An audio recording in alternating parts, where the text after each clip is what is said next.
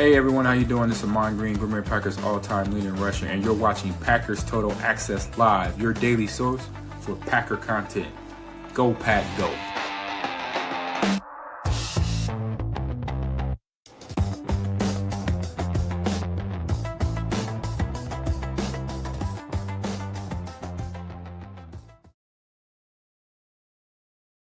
What's up, guys? Welcome into Packers Total Access. My name is Clayton. You can check us out over at patreon.com/Packer Fan Total Access. You can also find this show in audio form wherever you get your podcast. Just search Packer Fan Total Access. We got some breaking news tonight as the Packers are hiring a pass rush specialist on Jonathan Gannon's defense and Will Smart. We're going to dive into who Will Smart is, his football background. Why isn't he still playing football? What ended his career? What's his coaching background? Did he coach at the high school level, collegiate level? Has he made it to the pros yet? We're going to dive into all that as he has been listed by Pete Nakos. You guys know, a college football / NFL insider, essentially, who broke this news, referring to him as I think a rising star was the term they used. So we're going to dive into all that, and you'll come away knowing exactly who Will Smart is, the newest addition to the Packers coaching staff. Before we get into it, if you would, do that YouTube stuff for us. Hit like, hit subscribe, click the bell icon. If this is your first time tuning into PTA, welcome. Thank you for making us a part of your evening. We are not experts. We're not insiders. We're not media members. We're fans just like you, talking Packers on a daily basis. So if you're looking for that type of content, smash that like button, hit subscribe, click the bell icon so you catch all these live streams when news breaks like tonight. And that news, of course, is, here we go. You can find us again over in our Patreon group. Breaking news, Packers are hiring pass rush specialist Will Smart. Again, Pete Nakos is the one who broke the news, to the best of my knowledge. It's the first tweet I seen. Vanderbilt pass rush specialist Will Smart is being hired by the Green Bay Packers, sources tell On3 Sports. All right. Former Wake Forest defensive lineman. You can catch the entire article over there at on3.com boards. And again, if you just click on Pete Nakos's Twitter account at Pete Nakos, you can find the direct link to that. Now, who is Will Smart? All right. He's described as a high-energy rising star on the defensive side of the ball on February 10th, 2026. Reports confirmed that the Green Bay Packers are hiring Smart to join their defensive staff under new coordinator Jonathan Gannon. Smart makes the jump to the NFL after just one season as a pass rush specialist at Vanderbilt. You guys know Vandy had an historic year. We talked about Diego Pavia, a little too short probably to play at the NFL. We'll see. Maybe he'll surprise everybody. And it's funny. I think he's significantly shorter than Doug Flutie, although Flutie was kind of that measuring stick, like, okay, here's a short quarterback that could have success in the league, right? But Diego Pavia leading the charge, but obviously that defense played pretty stout down the stretch as well. He had some help along the way. They had a very, very gimmicky type offensive scheme, so the defense really had to stand tall in the SEC. So that's the program that he's coming from, obviously making the jump to the NFL. So let's go through a chronological breakdown of his entire playing and coaching career. So he played from 2019 to 2021. Smart was a highly touted recruit whose career was cut short just as he was making an impact in the ACC. High school, he attended Delberton School in New Jersey, where he was a 3-star defensive line prospect. All right. So coming out of high school into college, he was a 3-star recruit. College, he played at Wake Forest University. His highlights, he appearing in 5 career games as a defensive tackle and nose guard. He recorded 5 tackles, 2 tackles for a loss and a sack. Had an early retirement, of course, following the 2021 season. Severe injuries forced him to medically retire from playing football. He also had academic honors, obviously a very, very bright young man. He was a 4-time Dean's List selection and a 2-time ACC Academic Honor Roll member before graduating with a degree in communications in 2023. So let's talk about his coaching career in college. So collegiate coaching career from 2022 to 2025. And this is a fast rising coach. There's no doubt about it. Smart transition seamlessly into coaching, quickly earning a reputation for his work with elite defensive linemen. With Wake Forest from 22 to 23, served as a student assistant while finishing his degree. During this time, he worked closely with future NFL draft pick and PFF All-American Kobie Turner, so a little bit of ties there. At Wake Forest in 2024, he was promoted to graduate assistant on Dave Clawson's staff. Now, he goes on to Vanderbilt in 2025. He was hired as the pass rush specialist at Vanderbilt, all right, on Clark Lee's staff.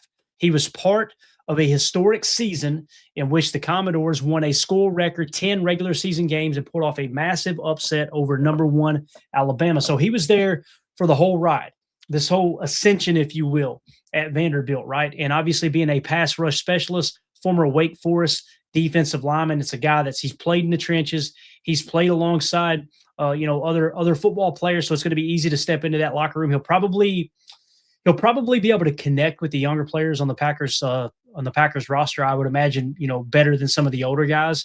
It also sounds a lot like Jonathan Gannon. Jonathan Gannon, if I remember correctly, he played at the University of Louisville, I believe. He was a defensive back. His career was cut short. He immediately jumped into coaching. Typically, when you got these guys that they go straight from playing right into coaching like this, it just shows you how much they love the game. You know how easy it would be? I need to take a few years off and figure out what I want to do, right? Instead, it's I've got to be around the team. I got to be around the game of football.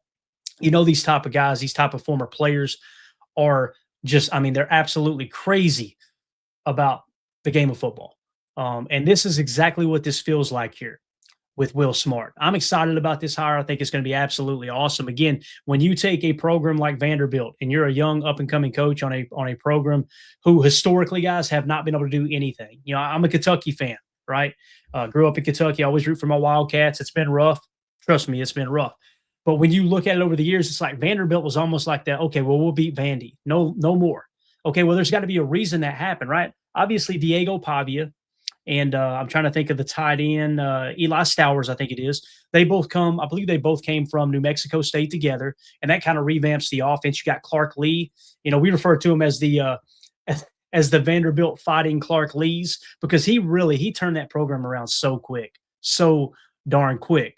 So there's got to be a culture shift there, right? It can't just be the quarterback and the tight end. It can't just be the head coach. You've got to have all these young, exuberant, energetic, former football players that absolutely love the game. They eat, sleep, and just dream everything football. You got to have those guys on your staff, and it's obvious that Will Smart was one of those guys. It's really, really exciting to get this guy on staff. I'm really fired up about it. And again, he's going to be working hand in hand, obviously, with DeMarcus Covington, as the article goes on to say. Obviously, the Green Bay Packers officially hired him on February 10th. At least it was probably not officially announced, but that's when the news broke. And Pete Nakos, you're not going to find a more firm source there when it comes to college football and linking up to the pros as well. He joins the Packers defensive staff likely as a defensive assistant or quality control coach. So again, we don't know exactly what his role is going to be at the moment. Keep in mind, we lost the ball king. I think that was the defensive assistant or quality control coach before, right? Now he's going to be specializing in pass rush development, and obviously going to be working under Jonathan Gannon and defensive line coach DeMarcus Covington. So you got DeMarcus Covington, who is a guy who was a quick riser. We talked about how he studied under Bill Belichick for years. He was kind of Bill Belichick's handpicked guy. He kept getting promotion after promotion after promotion. Obviously, Bill Belichick gets fired. Gerard Mayo takes over as head coach. What did he do? He immediately, from his staff, he said, I want DeMarcus Covington to be my defensive coordinator. So that's a young, ascending coach. Stepped into D.C. Obviously, the season didn't go nowhere near where they wanted it to be. Robert Kraft and ownership and management, obviously there with the Patriots, they decide to scrap the whole coaching staff. DeMarcus Covington becomes available. The Packers go and swoop him up. So that's his kind of young ascension, right? His quick ascension of a young coach who's stepping into these larger roles. So now he's our run game coordinator. Sounds like he's going to have Will Smart working hand in hand with him under DeMarcus Covington, right? Under Jonathan Gannon's new defense. And again, what did we talk about with Jonathan Gannon's defense? One of the things we talked about was the coverage. He played a lot of quarters, right?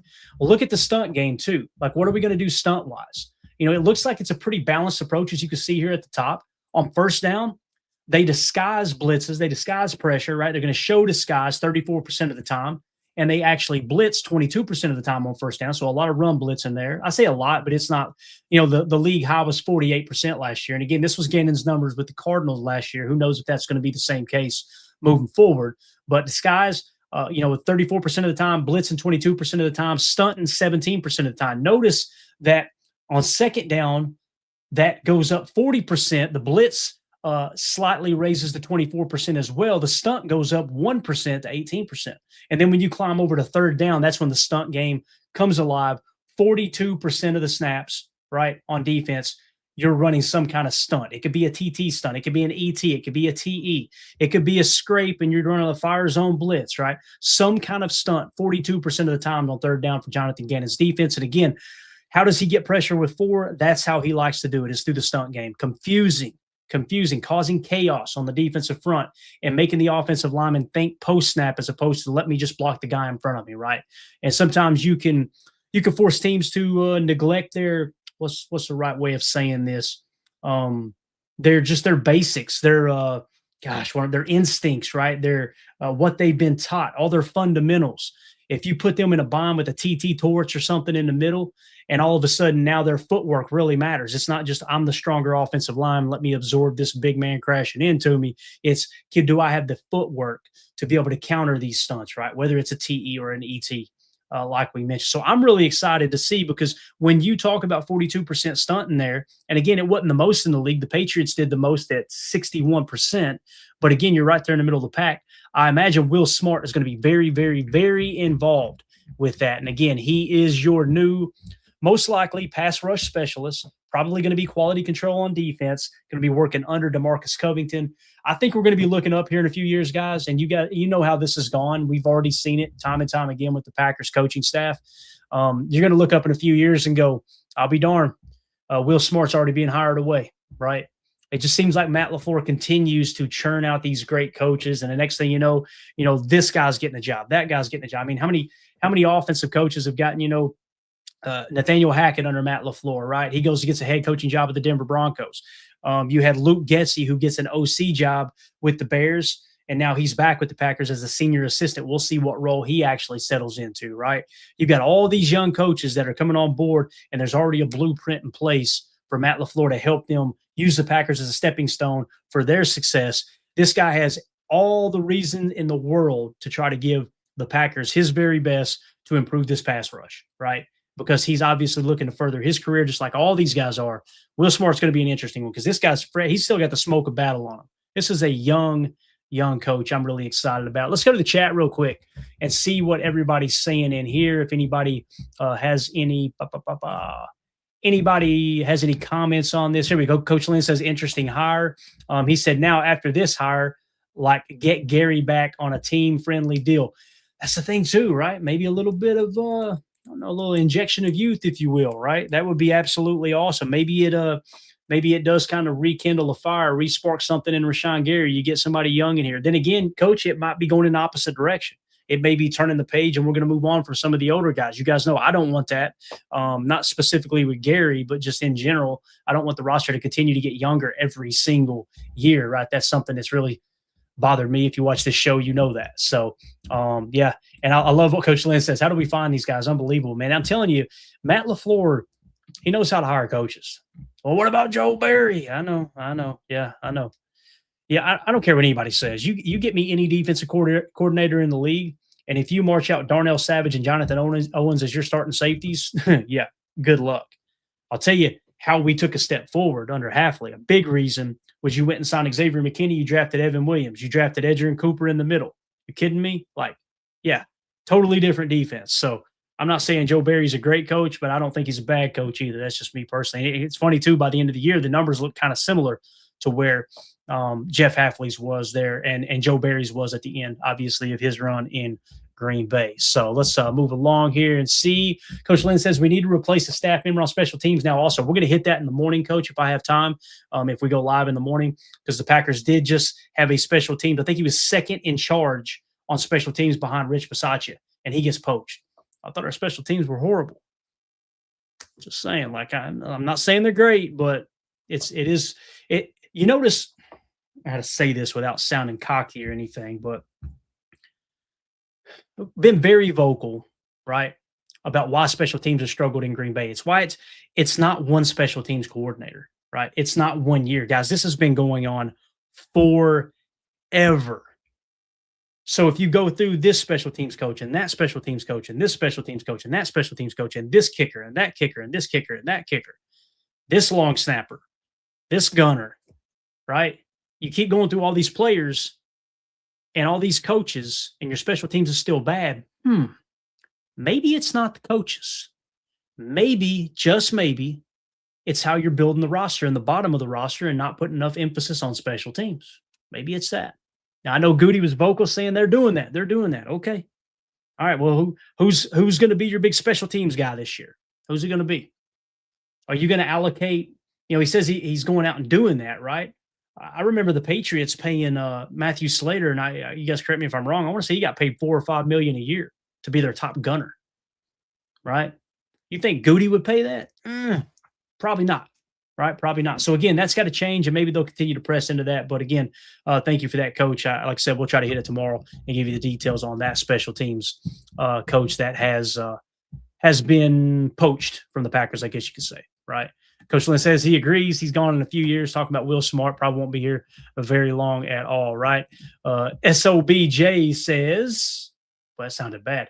SOB says, is he a good hire? Time will tell, but I love the pedigree.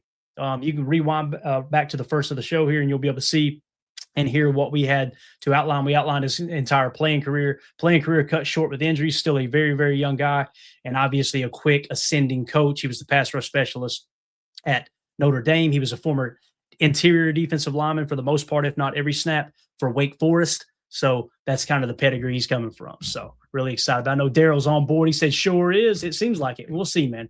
Time will tell whether this is a good hire. All right. So with that being said, guys, just want to bring you that breaking news. Had a few minutes and seen it come across the wire. So let us know in the comments if you're watching this back later. How do you feel about Will Smart being the newest addition to Jonathan Gannon's defensive staff here with Matt LaFleur's Green Bay Packers? We want to hear from you in the comments. Make sure you hit like, subscribe, click the bell icon. If you don't have an opinion on the matter, if you don't have a take, you don't think it's good, bad, you're indifferent, what have you, just hit us with a Go Pack Go in the comments, and we greatly appreciate it. Make sure you hit like, make sure you subscribe, click the bell icon so you don't miss out on future breaking news. Thank you, Coach. Appreciate you, buddy.